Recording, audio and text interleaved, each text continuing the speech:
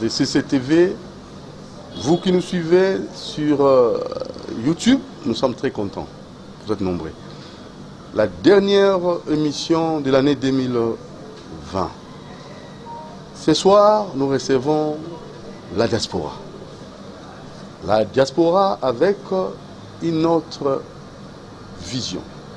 Cette vision, ce n'est rien d'autre que la restauration des églises.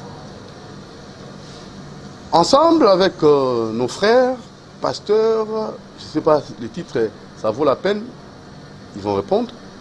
Nous allons vous donner le temps de découvrir ces grands que nous recevons dans l'émission Grand H. Grand H, mais ils sont nombreux, les grands H. Ils sont au nombre de 8. Je m'en vais tout droit déjà vous présenter le tout premier, qui est leur président.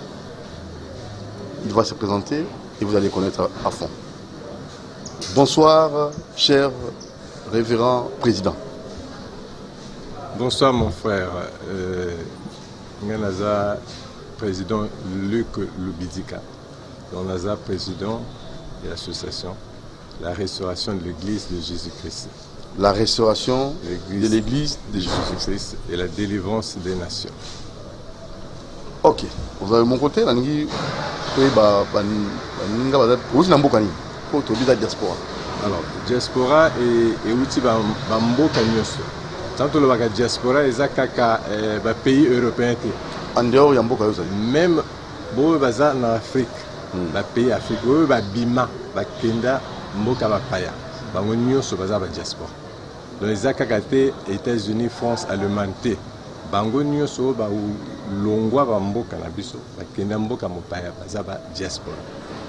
Nga na wuti na mboka France, na Paris, en banlieue parisienne. Donc, à ma droite, Tozana frère Patrick a quoi se présenter. Oui, frère Patrick, pour se présenter. Merci. Vous allez grand pourquoi eux. Merci. Émission Grand H. Vraiment, na cause opportunité de se présenter devant Bandeko. Ngai frère Patrick, na outi na ville à Mulhouse, na France. Outi na France. Président, présente équipe. Merci. Manga à droite, nous avons le frère Modeste Ndeke. À courir se présenter, Modeste Ndeke. Nazali Modeste Ndeke, dans la Bordeaux, France. Eh bien, il y a oncle Modeste. Na Mupanzi Nanga, na Sima, toza na frère Eni. À quoi se présenter? Merci pour la parole. Ngai kombo na ngai Ngiombo Eni. Na uti na Allemagne na mboka Zigen. Voilà. Mupanzi na ye toza na ndeko na biso frère Adolphe Lukombo. Oui. À quoi se présenter? Mbote na biso bandeko ngai frère Adolphe Lukombo na uti pe na mboka France et na diaspora. Na Mupanzi liboso à quoi se présenter pe ndeko na biso? Ngai na papa Jean-Michel Mbemba. On a Paris. Les autres se présenter, mais Bamususu, Baza, Bayete par rapport à la circonstance à la maladie ou le coronavirus. Bamususu Baza na Maroc. Na Maroc, Bavol les athées, donc quelqu'un que vous voyagez. Bamususu Baza na Gabon. Donc, Tozaka na Europe, Tozana Afrique, Bamususu na Zimbabwe. Donc, Kunape, maladie, BTP, Bavol et comme il passe, donc, difficulté, ça l'est que. Mais eux déjà tout commis Zambia Djoloko. Voilà, restauration de l'église des Andélis. La restauration de l'église de Jésus-Christ déjà, l'église de Jésus-Christ, le grand pasteur. Et ça, et ben dit que Koloye sous à Kutanakina Ndekonaye, na moi na mboka, Ndeko Fonfon Makenda.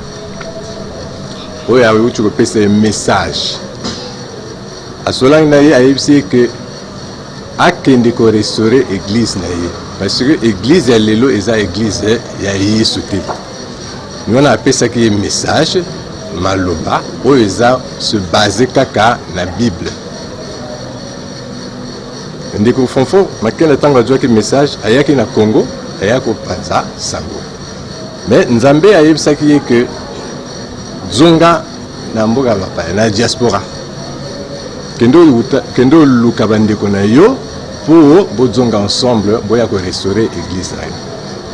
Sikoyo ngonga yango ekoki azongaki na diaspora ndenge toza boye eza te ke tokotani mbala moko te eza ba 2 ans passés oyo toza ensemble tozozwa ba enseignement toyokaki mpe na koyoka oyo kolo Yesu apesaki ye ntango toyoki tondimi moto lokola nga ntango nayokaki ye depuis Congo wana azalaki ye moko nayoki lisusu après ntango aye conférence ya liboso asali na poto nakendaki. Donc depuis la kendaki na conférence ya liboso wana ti lelo toza na ye. Donc kolo Yesu ayebisaki kendo luka bandeko na yo osangana po bozonga po bomema sango malamu ni oyo esalami lelo tosangani depuis des années tozongi sikoyo restauration de l'église de Jésus-Christ sikoyo ebandi. Monsieur le Président, Jean-Michel ou Bandeko ngambo bazali pe na likambo kobakisa mpona oyo etali la restauration de l'église de Jésus-Christ. Miza nde nini na mission nini restaurer awa l'église ezali to ezali te mpo bino boya korestaurer. Différence ezali entre église oyo bino boye nango na oyo bokuti awa awa toza na baeglise te na mboka oyo awa toza na baeglise eza restauré te mais église eza Yesu. Église eza Yesu, donc ça veut dire que ekoko zala te ndenge balobaka que église de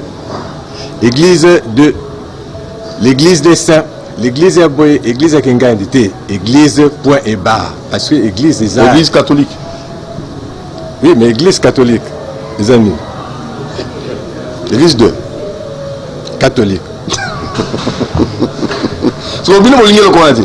Te ezate ke biso tolingi loko wana te. C'est-à-dire on a na émission moko pour expliquer eza facilité mais toujours voilà. Oyo tozana na Congo ndenge tozoloba ke to sur l'église. Tant tozotala ba église eza na dénomination moko boye. Église ya Songolo, église intel. Et quoi il appelle église des saints il y a boye.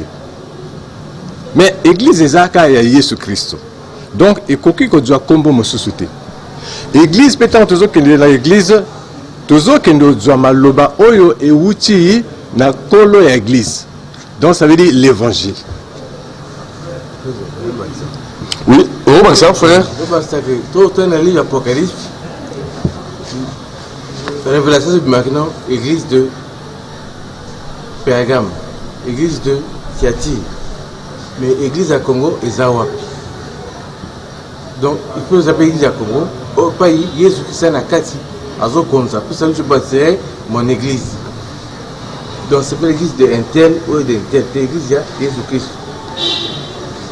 Donc le corps la Pergame, église de l'Aki, on a combat vide, et à la Thyatire, église de l'Aki, la Odyssée, église de l'Aki. Donc après, l'église du Congo.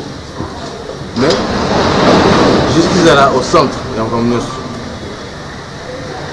La vaccine ndenge ndeko yiko euti obakisa église ezaka moko mais sikoyo biso toza na église ebele ba doctrine ebele église ya Songolo église ya Songolo oyo aza na église oyo akokende église wana te donc bakangami basali lokola ekomi lokola basekte so mpona ezali baéglise ezali kotala makambo ya bonzambe na kati ya Yesu Christ to ezali baéglise oyo kotala likambo ya kolo église te eza likambo te meni wana parce que église na kati église ya Yesu foto te yaka Yesu to bandela na ye to sokisa na ye donc to te yaka oyo ye ateyaki oyo ye atikela biso parce que za ye église mais sikoyo ndenge ndeko modesa uchi oloba tango to bando loba église de Pergame église de Laodicée église donc ezalaki ka moko mais sikoyo biso to kombi na ba église lokola ba wenze ndenge toke na wenze wana toke na wenze mais église ezaka moko.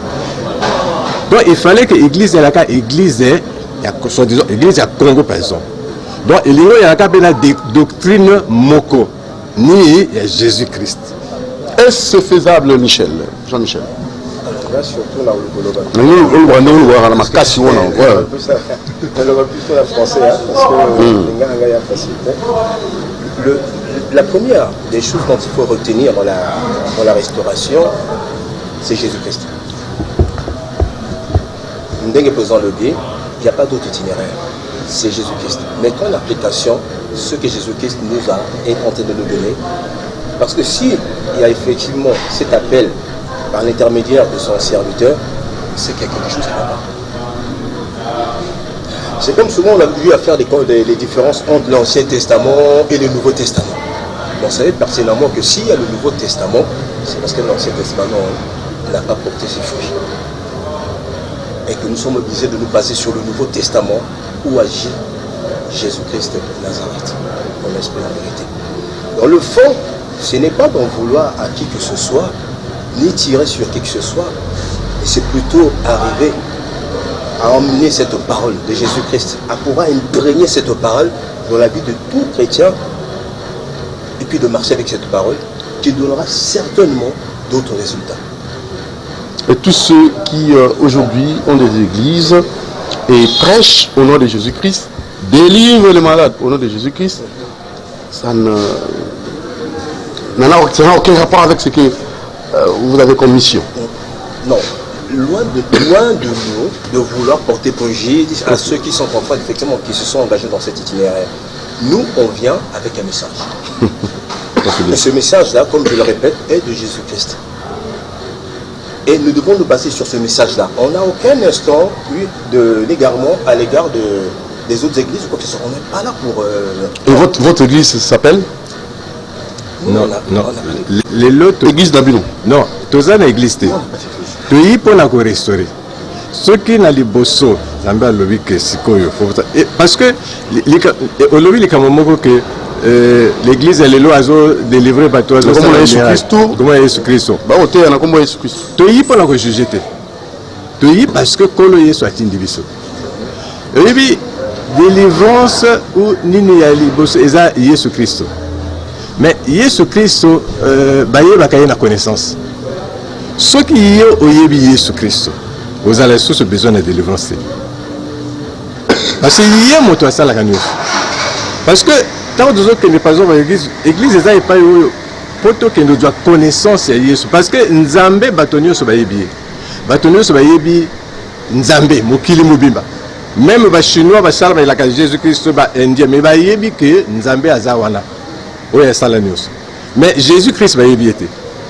Or, Jésus-Christ, pour l'envoyer, il faut qu'il y ait un enseignement. Il faut avoir connaissance.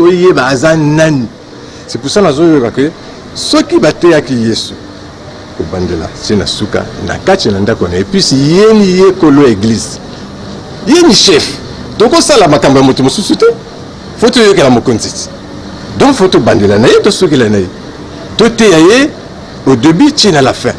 Toute la connaissance que l'on a biso na aveuglement et puis na toujours la délivrance que de délivrance pour la nuit parce que là qui condamné ou bien là qui donc ce que nous avons sur Christ là au singa la délivrance nani mais nani moto ça la délivrance yo ba pasteur ko sambela non Jésus a établi mon belle moto mais pasteur moto a délivré car ou bien il moko de cet esprit Jésus il moko a délivré. Le Dieu de tel pasteur, le Dieu de tel pasteur. C'est pour ça que je t'ai dit au début que l'église à Songolo, l'église à Songolo, le Dieu de tel pasteur, le Dieu de tel pasteur. L'église à Songolo, l'église à Songolo. L'église à Kamoko à Jésus-Christ. Faut que ça bateau connaissance Yesu azanani. Ce qui est Yesu. Oui, il y a le baki aussi. Parce qu'il y a Yesu qui voilà la présenter Bible. Oh, le bon sala. Oh, le bon salati. Sur le lundi, oyanga, beaucoup bika. Et l'oko moko et koko et la binoki. Donc, yo si que ça va proposer yo, va payer ça yo Yesu ou bien aucun d'autre la délivrance. Oh, parce que Yesu ni pas le ton quoi Yesu tout le délivrance. Mais ce que ça la Yesu, makambo na yo c'est sili. Ngana bakiselo moko na Yesu nyonso kokisana. Loling balobi sur Colossiens chapitre 1 à partir des versets 13 au matiti na 15. Nyo se salema mpona ye kaka na tina na ye. Il est le premier dans tout. Donc na Yesu tokokolisa mana mayele na Yesu tokotondisama na bolingo, na Yesu tokotambola elongo moko, na Yesu tokotonga bamboka. Donc c'est que la prière te ba jeune te okena ngomba te, okena ngomba. Yesu nda memeli so justice. Na Yesu babiloko na ngomba makambo Yesu na molimo, ce n'est plus par les pratiques oyo ya bonzoto eko justifier biso, c'est plus ça.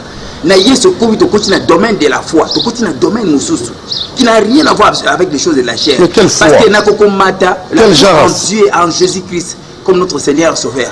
Kondima yende mosumbobi kisnayo pe kozoma komina ko tchana misala. Na komata na ngomba du 1er au 30, mais soki misala nanga, comportement nanga, bizale nanga za malamu te, j'ai pas interdit na sala eloko mon côté et puis na ozala agréable na été. Tant on a agréable na été faveur na eza na tina na ngate. Donc on a ko luka quelque part délivrance pour na ngai. Et simbate.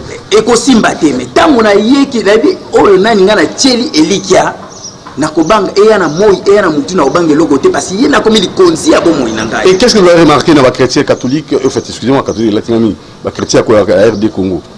Na ne wuti banda diaspora boye observation ni au Bosali. Les gens prient énormément. Les gens prient énormément. Mais au travers de ces prières, au travers de cette attitude, je vois plus de désespoir. Je vois plus de désespoir qu'effectivement c'est un constat personnel que je fais. Les gens prient beaucoup. Les gens prient. La prolifération des églises. Voilà, donc, dans chaque avenue, 4, 5, 6 églises. Tu imagines un peu.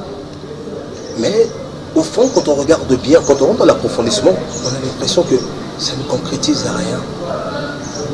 C'est plutôt une forme de désespoir qui est toujours là à côté d'eux. Moi, c'est le constat que je peux faire. Est-ce que nous ne sommes pas à côté du sujet? Comme vient de dire mon frère, est-ce qu'il ne faut pas effectivement revenir plutôt à la raison? Et la raison, c'est Jésus-Christ de Nazareth. Marcher selon ses préceptes, selon ses ordonnances. Serait peut-être la meilleure des solutions. Vu le temps passé, vu tous les événements que nous sommes en train de voir, qui sont des fois aléatoires, est-ce qu'il ne faut pas vraiment se confier à Jésus-Christ? Est-ce qu'il ne faut pas être imprégné de lui pour que les choses puissent s'améliorer? Ce qu'on recherche à la restauration, c'est l'amélioration. L'amélioration. On ne cherche pas à prendre la place de qui que ce soit. Non. C'est qu'il y a une parole, il y a une vérité qui est là, donnée par celui qui nous a envoyé. Il a envoyé son serviteur, Fanfan Makenda. Donc cette parole-là est vérité. Nous, notre souhait, que c'est tout un chacun puisse s'approprier. Fanfan Makenda, c'est un Congolais. Fanfan Makenda, je ne sais pas. C'est un Congolais comme toi et moi. Fanfan Makenda est un Congolais comme toi et moi. Mais pourquoi vous l'avez accepté facilement? Pourquoi vous voulez l'accompagner? Quel est le mobile qui vous a poussé tous comme ça derrière Fanfan Makenda? Ce n'est pas une église, votre président, mais lui est le meneur, le visionnaire. Oui, mais Yesu, tant que tu as tinda kamisala naye, mosali naye, faut aya na langage moko différent. Na maloba oyo bato mosusu ba te ba yoka nanu te. Donc biso no sondé toza to wuti ba église. To vando servir. De nouveau cité ba église te parce que zo sala ba publicité ba église te. Mais tango to yoki Atei bino neni. Alobi neni. C'est pour ça que tika ba église na bino boya na restauration des églises de l'église de Jésus-Christ. C'est pour ça que yé pe à côté ya akoloba boko yoka. Parce que ça alors bakande mususu atia kande mususu mais beaucoup yo au sali émission na yeti yo qui maloba ba question yo poser yo pour na ko zonga un peu sur le sujet oyo to vando lobelake église eza makambo ya foi, église eza makambo ya boité, eza makambo ya foi. En Bible yebisi biso na Hébreu 11 je crois 3 yebisi Dieu. C'est par la foi que Dieu a tout créé, a créé l'univers. Mais les Congolais vivent par ta foi. Si, mais tu sais. Mais ça là, ils ont dit la partie de foi. Ils ont sujet moko monene. C'est pour ça qu'ils ont sujet moko monene. Tant que tu lobaka foi et lingo lobaka te ko lobi na sana foi. Parfois foi ils ont benga payer ba fruit. OK. Foi sans œuvre, ils ont foi moko morte. eza nango na tina te. Ba œuvre nini. Mais ba œuvre tango balobi que la foi vient de ce qu'on entend. Ce qu'on entend vient de la parole de Dieu. Et Jésus-Christ est la parole de Dieu. Donc faut yoka oyo Yesu azoloba pour foi na biso ekola. Mais tango tozo yoka foi na biso ezokola, il faut que foi na biso pe ebota bambuma ya kitoko ya mabete. Soki yalaki na lokuta otiki lokuta. Moyibi otiki ki moyibi. Kindumba otiki. Makambo nyonso wana la mabe. Parce que wana ni ba œuvre ba foi et longoli makambo na mabe et boti bambuma ya malamu. Alors ba chrétien awa. Ba œuvre ba foi na bango bozomona ngo c'est palpable ou bien encore tokoki ko juger mon toté mais toyi ko juger. Qu'est-ce que pour longo l'église na yo c'est que juger ngo na restauration de l'église. Na juger te. La preuve naza inimité na bato na bavando sambela kuna. Lenga na yoki. Je me suis dit ben makambo nazo yoka na wezo leka boye. Qu'est-ce que c'est d'accès lo yoki dans yoka na église aux alakité. Pe na moko pa pesa. Olobi eloko moko awa. O nano yokate yoki yango. Olobi eloko moko awa na restauration tomataka na ngomba te. Pona okekoluka délivrance moko songolo te. Exemple moko ya liboso tomataka na ngomba te. Soki naza na problème lolenge makomi elobi entre dans ta chambre. Prie ton père qui est dans le cieux. Ngai na papa na kobondela de tout mon cœur na bonzi na semblante d'une manière sincère mais ngai na ye. Nathalie ozali ya motema na ngai. Pas devant yo, devant pasteur. Devant femme makela. Po yango wana te enseignement ya Yesu Kristo. Yo na Nzambe fungola motema na yo otali osali rétrospective ya lolenge ni yotambolaki osengi bolimbisi sincère, il est juste bon pour pouvoir te le pardonner. Aujourd'hui, déjà que la point wana il y a une grande différence. Mais pour procéder bon osengi osala na connaissance o Yesu zo memela yo. Pour sinon au kokenesi babanzete au pakoli na elongi mais ozomona résultat ezaka kate loleni bien aimé otoloba tellement kozanga connaissance ezo même peuple na désespoir wana nyonso ba ko proposer ozo sala mais là okomi na connaissance ya Yesu okomi ko discerner o sala n'importe quoi te nyonso se conformer loleni makomi ya Yesu ezo tinda yo sala siko nyonso ne ko monisa ma na misala oui pour na ko compléter ndeko. Parce que Jésus-Christ est moka lobaki que ezali na tango ekoya que vous asusu na ngomba te pour na ko bondela. Apesi biso en droit yango ndeko alobi. Kota kaka na chambre na yo. Auto yoka bakina bangomba tel ngomba tel. Mais to éviter. To éviter. Kota kaka na chambre. Ndeko tozolo baka eza makambo ya foi. Yo mona Yesu. Non, mona été. Mon dimela yandini. Quels ont dit que c'est le même continent. Non, c'est quoi? Mais la poser la question. Par la foi. Par la foi. Il par la foi. Oh, qui pas fanfan makila, on a no yokati. Nangito kayo mona no. Ok. Président. Bon, il est moment. Tellement ça président. Les c'est devenu bête que makasi quoi. Eza est belé. Bon, moko kaya moko. Na kolo baki. On maté ya moko baté ya kango, ndenge moko boye, o ko ndenge mususu. Eza même pas maté ya que maté eza est belé. C'est-à-dire maté ya ba préparer kango pe. Koko ya peut boité au bon, bref. On va faire ça mal expliqué. Aux hommes, on a par exemple, biso de Sambela Rebele. Na Afrique de Sambela Rebele. Aux hommes, on a Wakana Simana, biso église eza. Kuna eza. Mais, moi, ils ont bon gâté. Ah, donc, monsieur église, pour répondre à la question, échec ou réussite? Échec. Moi, ils ont bon gâté. Bah, moi, on tout à l'unanimité. Échec. Yoga, c'est quoi? Échec. Yo, ça te demande. Fait de toutes les nations des disciples. Est-ce qu'un bon pour Afrique va trouver un disciple à Christ? Parce qu'un disciple accompli est comme son maître. Est-ce que tout ça comme Christ? Pour les animaux, on Antioche, bataille ni va chrétien de Bango va Christ. Il y a personne comme chrétien. Est-ce que l'on est dans la carte en beaucoup où tous allez, ou bien en Afrique, ou bien dans le monde? Donc, nous deux animaux. C'est pas ça qu'on va prier. Et ça venu chercher premièrement le royaume de Dieu et sa justice. Et le reste va donner par-dessus tout. Or, maintenant, si on va le comprendre du colo, la justice, on va te la nini, le reste. Voyage, Mabala, Moussala, Sengo, miracle. Miracle. Miracle de vous. Est-ce qu'elle m'a commis un zam? Non. Donc, le terme m'a bien été. Président,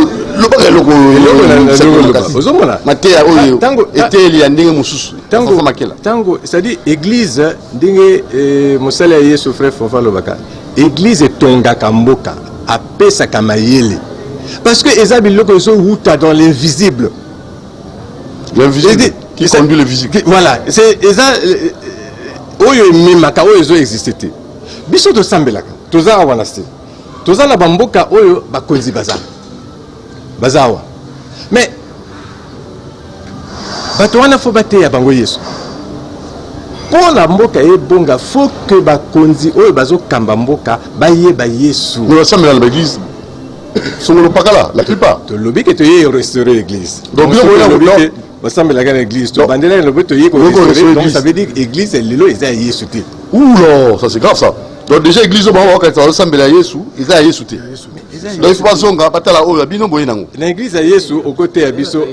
Au côté Abisso Aronté, au côté Abisso Moïse, au côté Abisso Abraham, au côté. Parce que ils ont makambo ya foi, ils ont ya par ce qu'on entend, ils ont Jésus-Christ.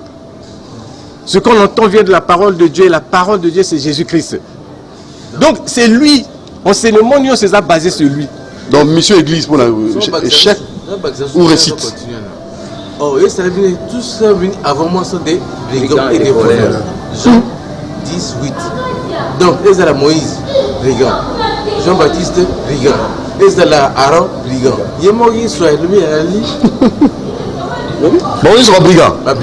Abakisi le roi Salomon. Abakisi bango non so bati Jean. Parce que là passer moro appliquer au roi Salomon Salah David à la femme.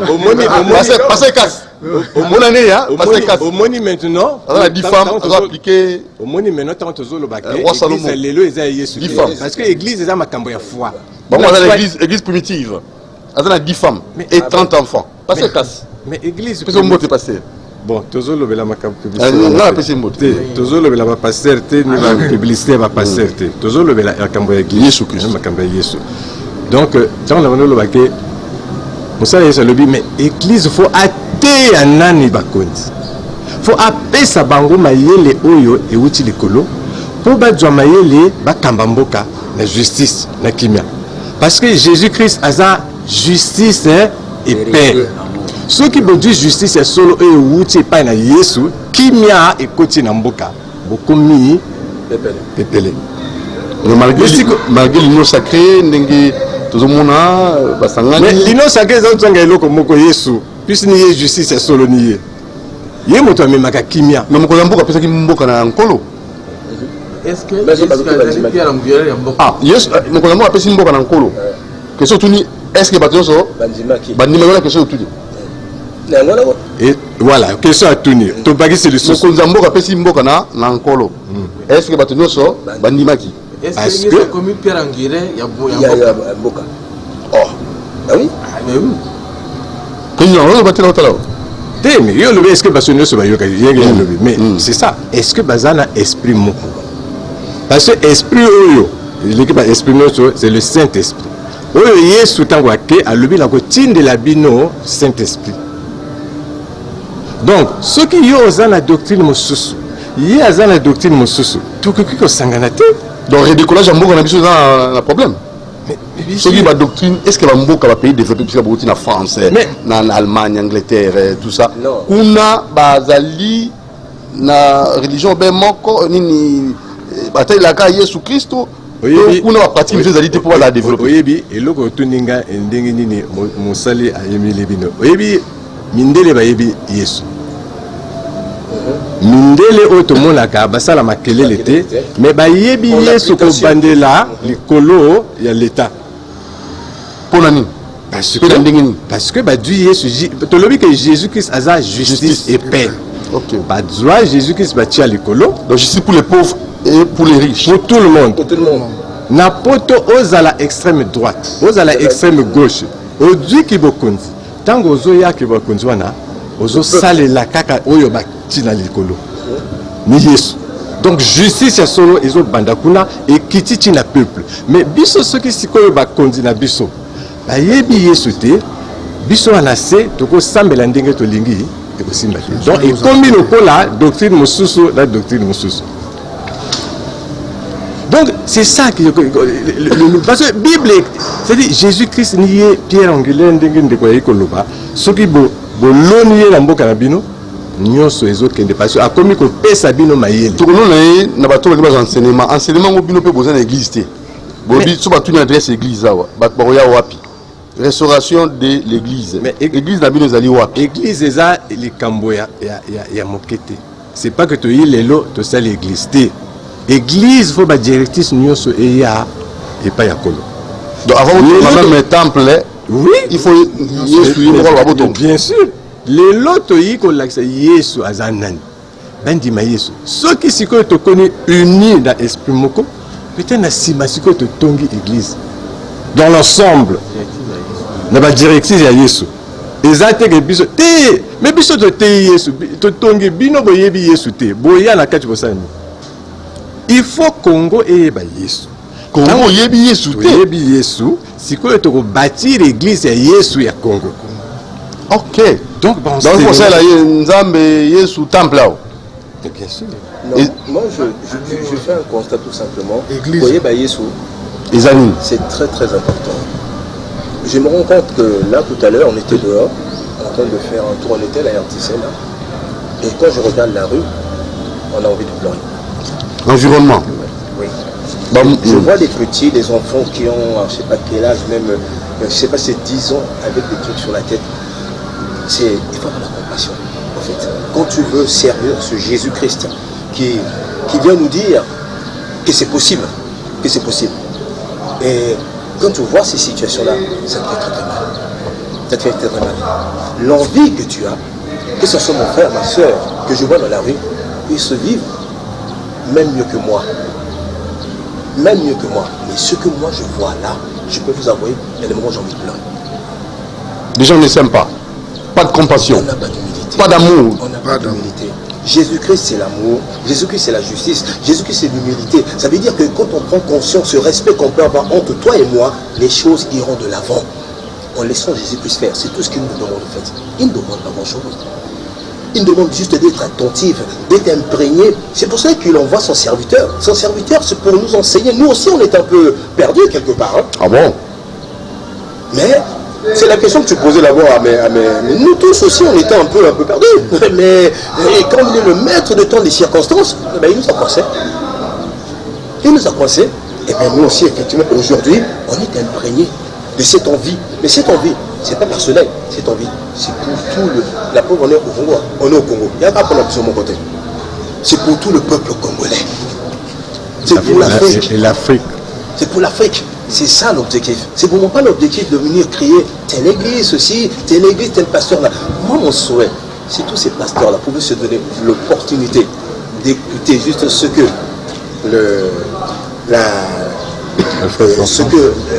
qu'on est en train d'apporter, effectivement, la parole qui est donnée à son serviteur, Papa Makenda, ce serait intéressant. En fait, c'est le bonheur de tout un chacun. Pour ajouter, oui, papa. Comment on dit balanda, comment on a dans l'Ancien Testament, on peut regarder cet exemple moko. Kuna na makomi oyakala, bazali kolobake, mutakolia na motokinaï. Bon, c'est quoi ce qu'on pose question? Bon, moi, je suis à mais je suis à classe. C'est quoi? Je suis à motokianani. Je suis à motokianani. Je suis à motokia. Papa, je suis là. Et non, il y a. Mais ce qu'on sait dans l'écriture, oh Jésus-Christ a mis là qui biso, azali kolobanini. Oh yazali na yango, c'est-à-dire oh yazali nelo kwa kolia, asala nini? Après ça peine oh yazangi. Après ça oh yazangi. Ce qu'on sait comparer les deux écritures, aux hommes que donc eza yangote. Eza yangote. Pourquoi nous bazalo baki mutole na mutoki na ye? Awa côté bazalo baki oh yazali na yango, après ça peine oh yazangi. Donc, à ça qu'on l'accès toujours bolingo. Voilà. Il faut la Naina Bagisa na mutumutuna qui est président. Mité anini o biso toyoki oyo toyokate. Ozuma biso na suto ba Maté Asika. Maté Asika. Biso na suto bi ki Yesu Masia akufila ki biso. Mais bazo ba pe que Yesu Masia asumukate. Ozuma sikoyo tant que pas frère François. Anaki si biso expliquer biso que ke kaka Yesu nde liloba liloba oyo elataki nzoto kaka liloba na ye kaka yango oyo ebomisi ye alobi promesse ke vino oyo nakomela yango lisusu te kino tokokutana na bino na royaume de mon père sikoyo lokola nyonso bale kokisama kuna na montagne alobi ke j'ai soif bapesi ye mai ya vinaigre bapesi ye vinaigre basalango mpe na Ça c'est des révélations, ça. lisumu ekoti kati na nkolo yesu yango wana nyonso biso toyebaki yango te il a fallu toya na restauration lisumu ekoti na temps oui frère juste olobaka toya mingi osavere agneau amen mpo oza polele oyebi adresse ozanga te bozonga nde okotaki te nzambe apema biso nyonso. Très bien, notre frère, un mot de conclusion. Donc tobengisika bandeko na to ateli gemena na Gombe Toazima Shaumba direction GB boya ebele matoye na bino koyoka molimo mosantu yenda konvaincre mitema mais liloba ya Yesu yango nde changeaka bomo yango tokozwa la décité parce que Yesu wana za lolenge moko libela na libela donc ezala na esengo mutema ya kofungwama ya koyamba bino elongo na biso. Merci. Président, tu comme le souk. Année à Sika, tu peux faire une émission, tu as embrassé en Zambie. Na grand H, tu vas année na embrassé en Zambie. Biso tu es la miracle fait. Tu es la moto oyo, il est moto miracle. Tu es na Yesu. Boya kama kambo tu es kananote. Nakoloba eza pona orgueil te mais tu es Yesu te, tu es Bible te. Ceux qui veulent tout ite boyaka boyoka. Boyaka yoka baz oracle. Boyo wuti pa ya kolo. L'explication exacte ya makomi ya Bible. Donc dimanche le 10. Amen. Le 10 à 12h la Meriba Hotel Biscuit Tozali Awa. Cadre mo kitoko. Aussi merci na bandeko sur Patrick Chamala. Merci beaucoup. Nandenge bo ko debiso ici pour tout ça l'émission la Meriba Hotel. Je remercie Bino. Allez, bonne année. Hein. Merci. Merci. Très bien. Merci à Moron Jambé, la réalisation. Merci à Alain Kabongo, la coordination. Merci à Bandeko sur l'exploitant, surtout. Les bazars qui vraiment na bon moko, pe na bolingo. Hein? Pinonzinga, Fiswatunga, Christian Banjolo. Dieu merci Kifo. Merci Nabino, na Moussala Bosali. Merci na Ermac. Le Pekuna. Bonne année, na papa. Vous va bien. Allez. Ciao, portez-vous bien. Na 9h10 la même chaîne et Bobenga biso so ngoleka awa toko zo précision na makamba lobi na plus 243 89 61 52 634 plus 243 89 61 52 634 634 j'ai dit Doudou Montiri à Colonel Labino. Ciao.